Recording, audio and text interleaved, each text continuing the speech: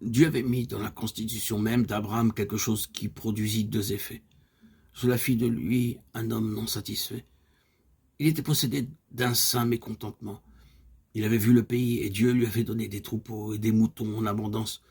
Mais il parcourait sans cesse le pays en disant « Ce n'est pas cela, il y a quelque chose de plus que ceci. Je ne puis pas être satisfait de ceci. » En un juste sens, Abraham était un homme mécontent.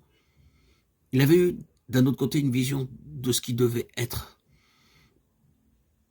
Le Nouveau Testament appelle cela une contrée céleste. Vous voyez donc Hébreux 11:16. Il attendait une cité dont Dieu est l'architecte et le fondateur, Hébreux 11:10. Et aucune cité sur cette terre ne répondait à ce qui était dans le cœur d'Abraham. Pensez-vous que j'exagère? Pensez-vous que ce soit de l'imagination? Abraham, votre père a tressailli de joie à la pensée de voir mon jour. Il l'a vu, et il a été rempli de joie. Jean 8:56. Abraham avait vu tout au travers des âges. Il avait eu une vision, et rien dans ce monde n'aurait pu satisfaire cette vision.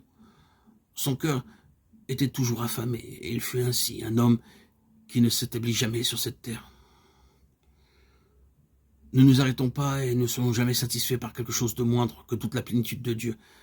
Tel est le message de la lettre aux Hébreux. Avançons ainsi. À la fin, notre marche sera représentée comme une course. Nous participons à une course et le but et le prix sont devant nous. Ne nous arrêtons pas dans notre course et ne nous détournons pas. Courons avec persévérance dans la carrière qui nous est ouverte. Regardons Jésus, Hébreux 12:1-2. Abraham, votre père, a tressailli de joie à la pensée de voir mon jour. Regardons à Jésus. Ne nous contentons jamais de quelque chose de moindre que la plénitude de Dieu. C'est pourquoi, frères saints, compagnons d'une vocation céleste, lorsque le Saint-Esprit a réellement sa place dans un cœur, ce cœur sera un cœur qui avance. Il ne s'arrêtera jamais à quelque chose de moindre que la plénitude de Dieu. Il y a deux sortes de mécontentement. Il y a de pauvres personnes misérables qui ne sont jamais satisfaites de rien. Elles sont toujours mécontentes et d'une mauvaise manière. Nous n'en appelons pas à de telles personnes.